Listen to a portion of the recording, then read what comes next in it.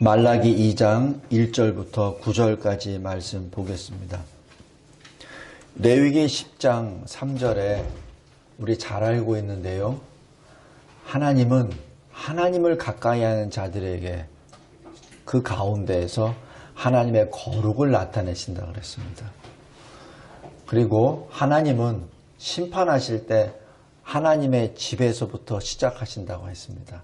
성소로부터 시작하신다고 하셨습니다. 그 증거가 오늘 말라기 2장 1절부터 9절까지 내용입니다. 지금 말라기 1장에서 보면은 하나님이 이스라엘을 얼마나 사랑하셨는지 아느냐?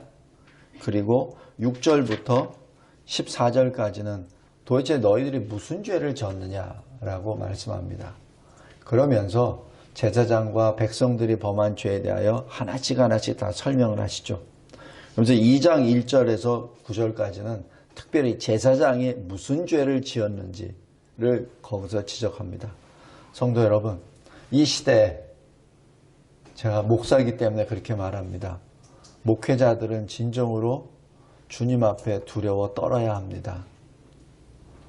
성도들이 모여서 목사들의 설교나 어떤 권면을 듣는다고 하여 결코 교만의 자리에 있어서는 안 되고, 결코 성도들의 모든 것을 좌지우지한다고 생각해서는 결코 안 됩니다.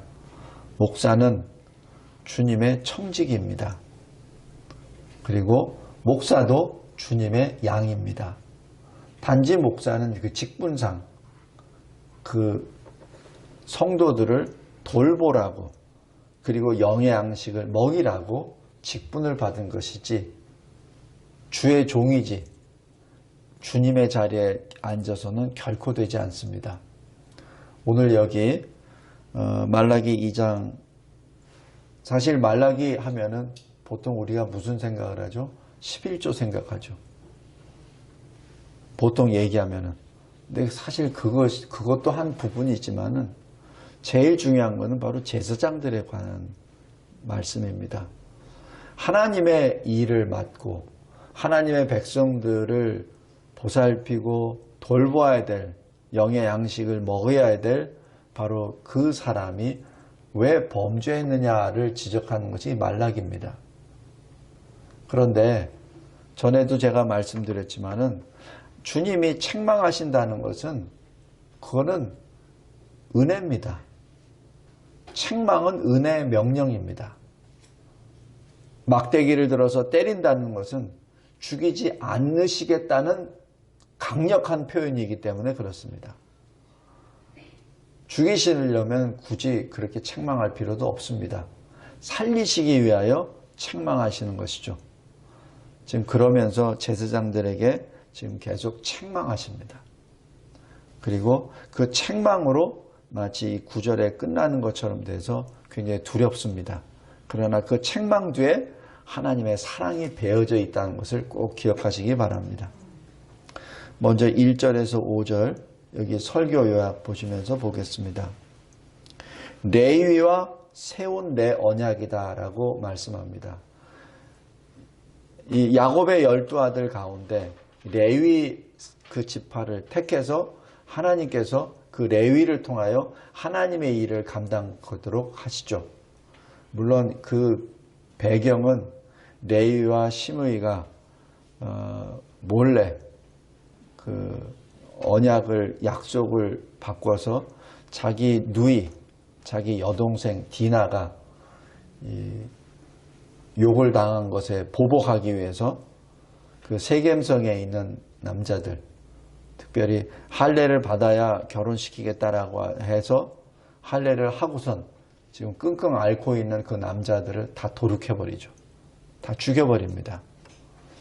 그래서 그 이후로 하나님께서는 이 두 사람에 대해서 징계를 하십니다. 그 징계 중에 하나가 레위를 흩어버리십니다. 어떻게 흩으냐면은 땅을 안 주세요. 기업을 안 주십니다. 다른 지파들은 기업을 다 줘요. 그래서 자기 땅이 다 있어. 근데 레위 지파는 땅이 없어요. 대신에 너희들 형제 지파에 가서 제사장의 직분을 하라는 얘기죠. 그래서 레위 지파는 전쟁 나갈 때 싸울 만한 그 병력의 개수도 안 됩니다. 다 흩어져서 각 지파에 들어가서 이 사역을 하게 되죠. 그리고 이 레위 지파들은 그 지파들 가운데 10의 1조를 받아서 생계를 유지하게 됩니다. 그게 레위 지파입니다. 근데 이 레위 지파가 2장에 보면은 1절 너희 제사장들아 이제 너에게 이같이 명령하노라 라고 말씀을 합니다. 여기서 명령이라고 했습니다. 보통은 여호와의 말씀이라 이렇게 말씀하는데 여기서 명령이라고 합니다. 성도 여러분, 하나님이 주신 말씀은 명령입니다. 우리가 하나님이 주신 말씀이니까 뭐 때에 따라서 나이가 안 들어도 되겠지 이게 아니에요. 말씀은 명령입니다. 흑암 중에 빛이 있으라 그 말씀이죠. 명령입니다. 거기에 빛이 있었죠. 물이 나뉘어져라 라고 했을 때 말씀이죠. 명령입니다. 그래서 명령에 따라서 하늘에는 궁창에 또 밑에는 이 물이 나눠지죠. 그러한 놀라운 역사가 바로 명령입니다. 지금 여기 2장 1절 왜 유독 제사장들에게 말씀이라고 안 하고 명령이라고 했을까요? 명령 안 지키면 너 죽어 그 뜻입니다. 명령은 그겁니다. 하나님의 말씀이라고 너희들이 지금 가르치고 전하고 있지 근데 명령이야 라고 하나님이 말씀해 주십니다. 성령 안에서 생명에 이르는 회개에 도달하라고 회개하라고 명령하시는 거죠. 그런데 어떻게 회개하죠? 새롭게 변화되어 말씀으로 개혁하라는 명령입니다. 그냥 듣고만 있으라는 것이 아니라 변화되라는 얘기죠. 어떻게 변화되라고? 주님이 주시는 명령에 따라 변화되라고 주시는 말씀입니다. 5절 보면은 레위와 세운 나의 언약은 그로 경외하게 하려 함이라 라고 합니다.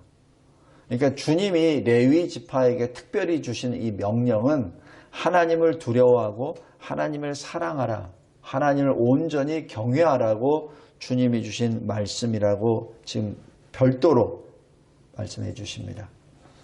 여기서 우리 설교야 큰 1번에 작은 2번 보십시오. 하나님의 말씀은 결코 어려운 것이나 불가능한 것이 아닙니다. 신명기 30장에 나와 있던 것처럼 하나님이 말씀하세요. 내가 너에게 준 말씀이 저 하늘 끝가에 가서 뭘 가져오라. 저 바다 끝가에 바다 밑에 가서 뭘 가져오라. 그거 아니다. 네 손에 있는 것, 네 손에 있는 것, 네 마음에 있는 것, 그것을 행하라는 것이다 라고 말씀합니다. 지금 그것이 굉장히 중요합니다. 자, 한번 신명기 한번 보세요. 신명기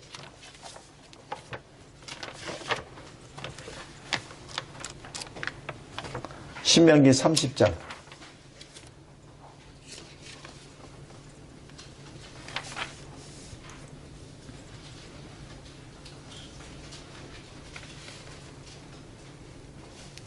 우리 같이 읽겠습니다. 신명기 30장 11절부터 14절까지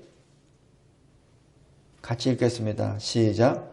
내가 오늘 내게 명령한 이 명령은 내게 어려운 것도 아니요 먼 것도 아니라 하늘에 있는 것이 아니니 내가 이르기를 누가 우리를 위하여 하늘에 올라가 그의 명령을 우리에게로 가지고 와서 우리에게 들려 행하게 하랴 할 것이 아니요 이것이 바다 밖에 있는 것이 아니니 내가 이르기를 누가 우리를 위하여 바다를 건너가서 그의 명령을 우리에게로 가지고 와서 우리에게 들려 행하게 하랴 할 것도 아니라 오직 그 말씀이 내게 매우 가까워서 내 입에 있으며 내 마음에 있은즉 내가 이를 행할 수 있느니라. 아멘.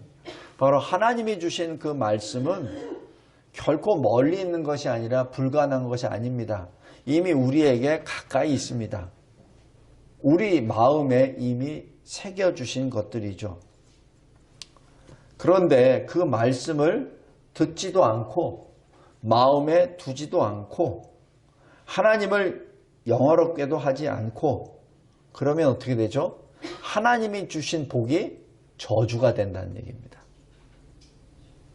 다시 말씀드립니다. 하나님이 주신 말씀을 내가 마음에 두지도 않고 그거를 따르지도 않고 또 말씀을 통하여 하나님의 영광을 나타내지도 않으면 하나님이 너에게 주신 그 복을 저주로 만드신다는 얘기입니다. 굉장히 두려운 말씀입니다. 우리에게도 지금 영생을 받았어요. 믿음으로. 근데 그 복을 누리지 못하면 오히려 그 자체가 우리에게는 저주가 됩니다. 하나님의 말씀을 안다고 해놓고 그걸 가지고 뒤틀어버리는 사탄의 모습으로 변질되기 때문에 그렇습니다. 하나님이 주신 복은 하나님의 뜻대로 이루어졌을 때, 행해졌을 때 그것이 복입니다. 근데 그러지 않으면 그것은 심판입니다. 우리 작은 3번 보십시오. 아론을 시편 106편 16절에서는 거룩한 자라고 표현합니다. 바로 아론을 하나님께서는 특별히 구별하여 제사장의 직분을 맡기시죠. 그래서 거룩한 자 이렇게 표현합니다. 그리고 아론의 아들들에게 하나님을 섬기는 제사장 직분을 행하게 하셨습니다. 출애굽기 28장 1절입니다. 그런데 광야 40년 중에 이상한 일들이 벌어졌습니다. 우리 발람 알죠? 발락 알죠? 발락, 모압 왕 발락이 거짓 선지자 발람을 고용해서 돈 주고 그래서 이스라엘이 모르는 산 꼭대기에서 이스라엘이 행진하고 있을 때 저주하라고 합니다. 그런데 발람이 저주하려고 입을 벌릴 때마다 어떤 일이 벌어지죠? 하나님이 그 혀를 바꿔버리십니다. 저주가 아니라 이스라엘에게 축복의 예언을 하게 됩니다. 3번이나 걸치죠. 그러고 나니까 발락이 발람을 해고합니다. 근데 발람이 자기가 돈을 먹었으니까 마지막 꾀를 주고 떠납니다. 어떤 꾀냐면 모압에 있는 아름다운 여인들을 이스라엘 군사들이 있는 그쪽 텐트 그 부근에 머물게 하십시오. 라고 떠나버립니다. 이 모압 왕 발락이 그대로 하죠. 그러자 그게 적중해 버립니다. 이스라엘의 젊은 그 군사들이 모압 여인의 그 아름다움에 취해서 육과 영을 다 포기해 버립니다. 급기야는 그 여인들이 드리는 우상의 앞에 자기들이 거기 가서 같이 절을 해버리죠. 이 일에 대해서 하나님이 징계하시고 거기서 역병을 내리십니다. 그 와중에 회막, 바로 하나님과 만나는 그 장소, 거기에서 장로들과 모세와 아론이 거기서 회개 기도하고 하나님께 부르짖고 기도하고 있는 그 순간에 시므이, 아까 얘기했죠? 그 시므이의 우두머리의 아들이 모압 우두머리의 여자와 같이 텐트로 들어가서 음행을 합니다. 기도하는 그 시간에. 그러니까 어떻게 됩니까? 하나님의 진노가 더하겠죠. 그때 아론의 후손 레위 비느하스가 분개해서 의분으로 창을 들고 들어가서 두 사람을 죽여버립니다. 그 즉시로 하나님이 그 분노를 풀어주시고 역병이 그칩니다. 그것이 여기 작은 3번입니다. 큰 1번의 작은 3번. 광야에서 이스라엘이 음행의 죄 안에 있을 때 비느하스가 하나님을 위하여 질투하여 이스라엘 자손을 속죄하였으므로 바로 이겁니다. 그 두 사람을 죽임으로 인하여 속죄한 것이죠. 그때 하나님이 이스라엘과 평화를 맺으십니다. 더 이상 진노 안 하신다는 얘기예요. 그래서 레위가 있는 것은 생명의 언약뿐만 아니라 평화의 언약이라고 말씀합니다. 그래서 레위 지파, 제사장과 하나님이 맺으신 그 언약은 단순한 언약이 아니란 얘기예요. 생명과 평화입니다. 왜 생명이죠? 레위는 내 것이라 라고 했죠. 그러니까 레위는 너는 세상에서 땅 가질 수도 없어. 너는 내 거야. 너의 생명으로 이스라엘을 구원해낼 거야 라는 그 말씀으로 너는 이스라엘 지파에 다니면서 제사장의 직분을 해. 그 얘기입니다. 그래서 생명을 얻는 생명의 그 사명을 감당하라고. 그래서 생명과 비느하스가 행하였었던 그 분노로 말미암아 이 속죄로 말미암아 하나님의 진노를 없애는 그 화평의 언약을 거기서 이루신 것이죠. 그것이 이 5절에 말라기 2장 5절에 레위와 세운 나의 언약은 생명과 평강의 언약이다 라고 기록한 그 내용입니다. 두 번째, 큰 2번의 두 번째입니다. 6절 7절입니다. 그래서 그 언약을 실행하는 제사장, 그 레위인들은 하나님의 명령 앞에서 어떻게 해야 되죠? 제사장의 입술은 늘 하나님의 지식을 담고 있어야 됩니다. 늘 하나님의 말씀을 전해야 됩니다. 그리고 백성들은 그 말씀을 늘 간구해야 됩니다. 그냥 피동적으로 제사장이 주면은 받는 사람이 아니라 제사장에 찾아가서 말씀을 구해야 됩니다. 그것이 제사장과 일반 백성들의 관계입니다. 지금 이 시대, 신약시대의 그 관계도 동일합니다. 목사와 일반 성도 간의 그 관계는 목사의 입에는 늘 하나님의 말씀이 있어야 되고, 그리고 성도는 그 말씀을 늘 받으려고 간구해야 됩니다. 그래서 왜 느헤미야 8장에서도 보면은 그 성벽을 다 완공하고 난 다음에 그 다음에 한 게 뭐였어요? 수문학 광장에 모여서 어린아이들까지 다 말씀을 들어서 이해할 만한 아이들은 다 들고 와서 뭐라고 하죠? 에스라 제사장에게 요청합니다. 율법을 읽어주세요. 하나님의 말씀을 읽어주세요. 그겁니다. 지금 그 관계입니다. 지금 말라기 선지자를 통해서 하나님이 주신 말씀, 제사장과 일반 백성들, 이스라엘 하나님의 백성과의 관계가 바로 그거예요. 제사장의 입에는 항상 하나님의 말씀이 준비되어야 되고, 백성들은 제사장의 입에서 나온 그 말씀, 율법을 늘 간구하는 그 관계가 되어야 된다는 얘기죠. 큰 2번에 작은 2번 보십시오. 그래서 제사장은 입술로 지식을 담고 하나님의 일에 관하여 가르치는 청지기입니다. 잠언 10장 13절 21절입니다. 그래서 위로부터의 지혜, 바로 하나님이 주시는 그 지혜로 정결과 화평의 본이 되어야 합니다.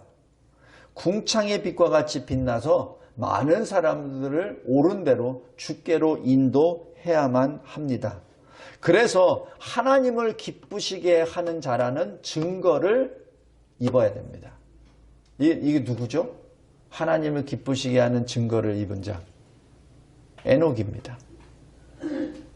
에녹입니다. 히브리서 11장 5절입니다. 그리고 하나님의 백성은, 성도들은 어떻게 하죠?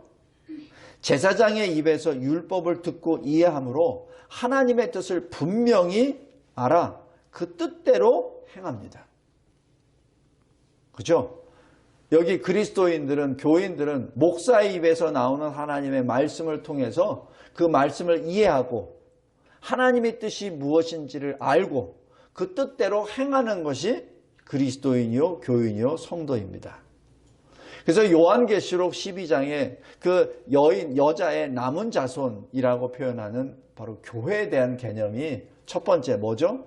하나님의 계명을 지키는 자. 둘째, 예수의 증거를 가진 자. 그 사람들이 바로 남은 자손. 로마서에 나오는 남은 자들. 그리고 주님과 함께 늘 주님 편에 서 있는 거룩한 성도. 바로 교회를 말합니다. 6절, 7절에서는 바로 그 말씀이 들어갑니다.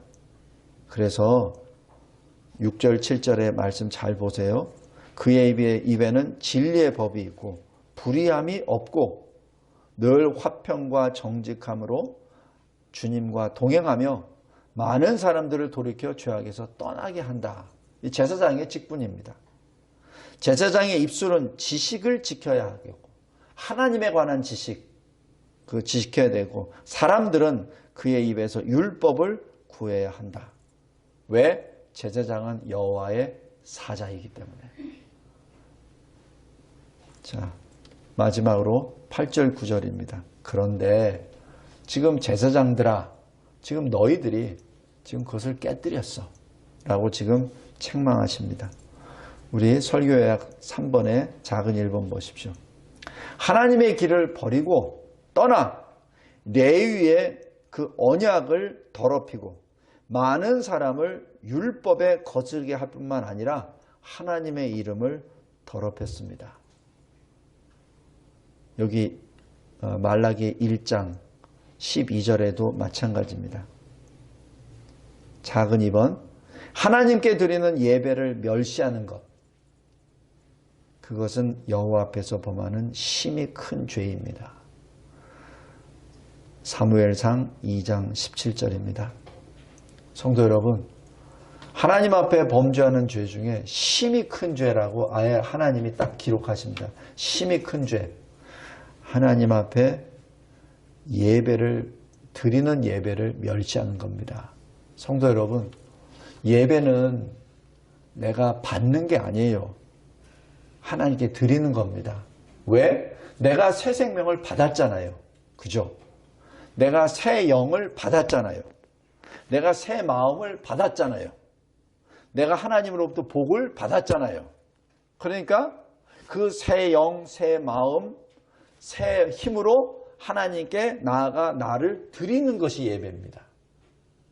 그것을 착각을 해서 예배를 통하여 내가 은혜를 받겠다. 예배를 통하여 내가 위로를 받겠다. 내가 예배를 통하여 무엇을 받겠다라고 해서 예배의 목적을 그런 식으로 해석하면 결코 안 됩니다. 예배는 내가 받는 게 아니라 예배는 하나님께 드리는 겁니다. 왜? 내가 받았으니까. 내가 생명을 받았으니까 그 생명을 하나님께 드리는 것이 예배입니다. 그래서 이 시대에 인터넷으로 예배 드리는 것, 소위 비대면 예배를 예배라고 안 하는 것이 그게 이유가 있어요. 제가 만난 어느 장로님들, 신실하신 장로님, 신실하신 목사님들, 신실하신 집사님들, 신실하신 권사님들이 이렇게 말해요. 내가 인터넷으로 예배드려도 은혜가 충만합니다. 찬양대에 흘러나오는 날 가지고 참 은혜가 충만합니다. 새벽 예배 드리는 것도 인터넷으로 하니까 얼마나 좋은지 모르겠어요. 성도 여러분, 그거는 강의를 듣는 거지. 하나님의 말씀을 지금 강좌를 듣는 것이지 하나님께 드리는 게 없다는 얘기예요. 인터넷으로 온라인으로 돈 보냈으면 됐죠. 그게 드린 겁니까? 아닙니다. 하나님은 업신여김을 당하는 하나님이 아니세요.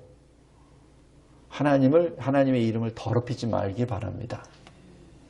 다시 말씀드립니다. 하나님께 나오지 아니한 비대면에는 예배를 붙일 수 없습니다. 인터넷을 통해 드리는 것을 예배라고 착각하지 말기 바랍니다. 그것은 마치 금송아지를 만들어서 이것이 출애굽의 여호와라고 가르쳤던 여로보암의 그 잘못된 것과 똑같습니다.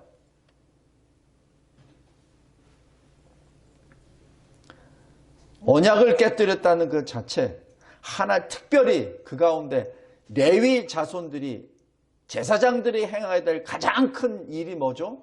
바로 예배를 인도하는 일입니다. 그죠?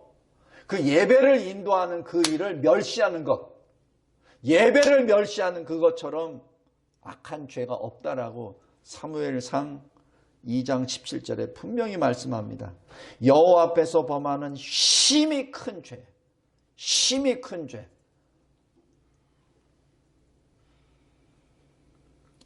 성도 여러분, 우리가 범한 죄에 대해서는 항상 슬퍼해야 됩니다.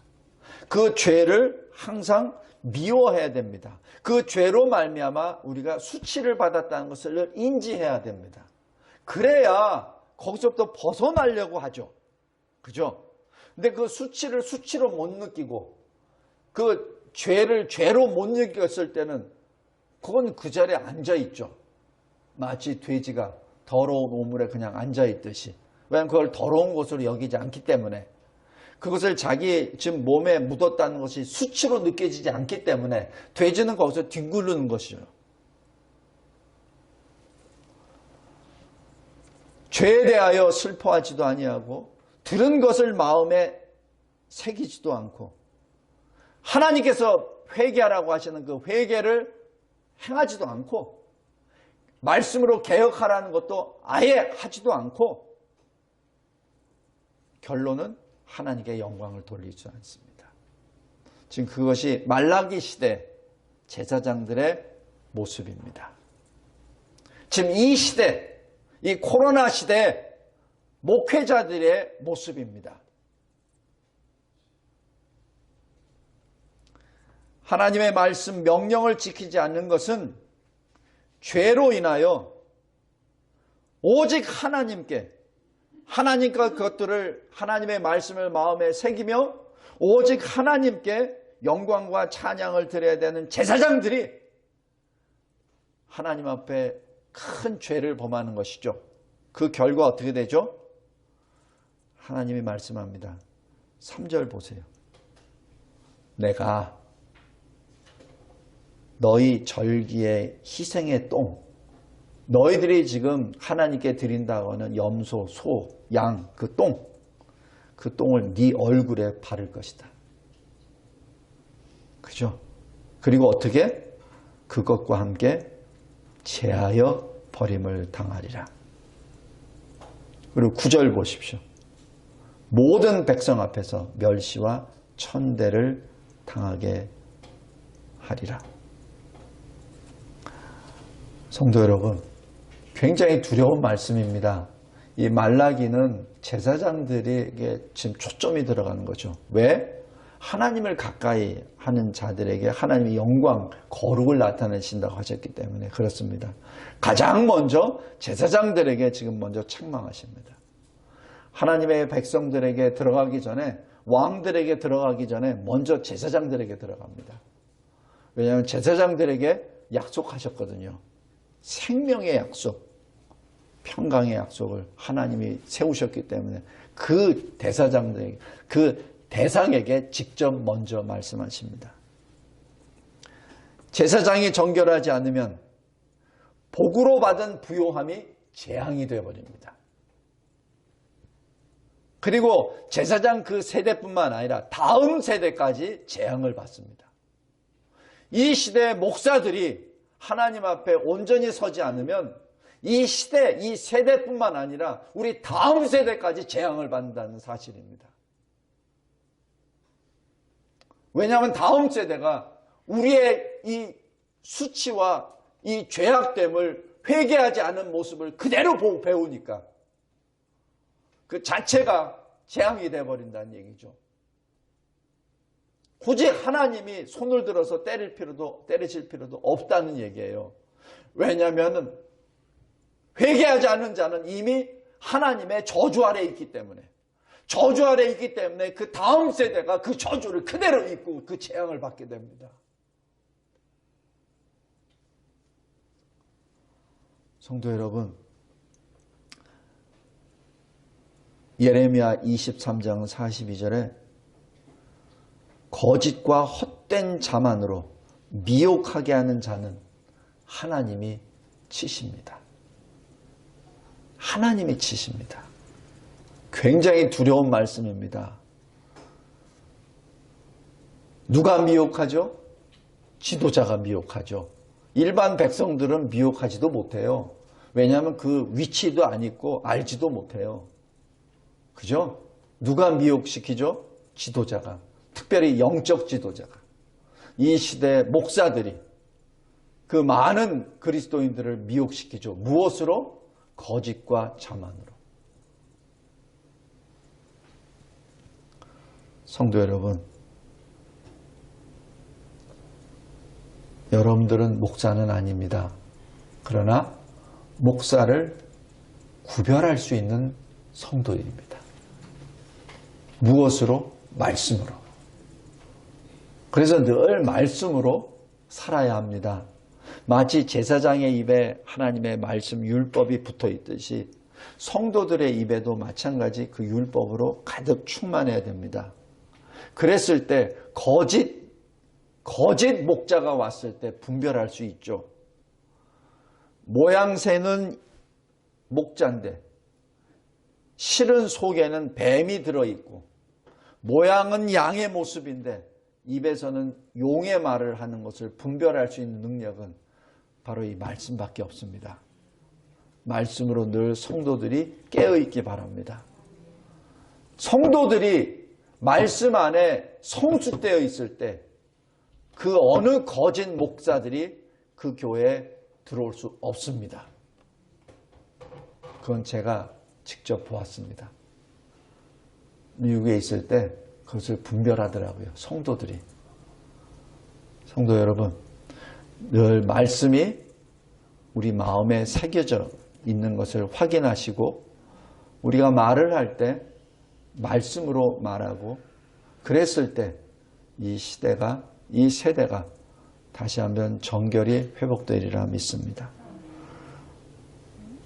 결론을 맺겠습니다. 두려운 말씀입니다. 그러나 이 제사장들에게 하는 말씀은 제사장들을 죽이기 위한 파멸을 위한 말씀이 아니라 살리기 위한 말씀입니다. 제사장을 살린다는 얘기는 하나님의 백성들을 살리기 위한 말씀입니다. 두려운 말씀입니다. 그러나 우리에게 주시는 은혜의 명령입니다. 생명의 명령입니다. 기도하겠습니다. 하나님 아버지 감사하고 감사합니다. 두려운 말씀을 주심에 동시에 은혜의 명령을 주심에 진심으로 감사합니다. 깨어있는 자 되게 하옵소서. 특별히 주의 말씀에 수종을 드는 주의 종들이 더욱더 마음을 찢으며 그 말씀 위에 부르짖으며 회개하며 온전히 주의 말씀만이 온전히 선포되고 하나님의 뜻대로 행하는 주의 종들 그리고 그들의 인도함을 받는 주의 거룩한 성도들, 교회들이 되게 하옵소서. 예수 그리스도의 이름으로 기도드리옵나이다. 아멘.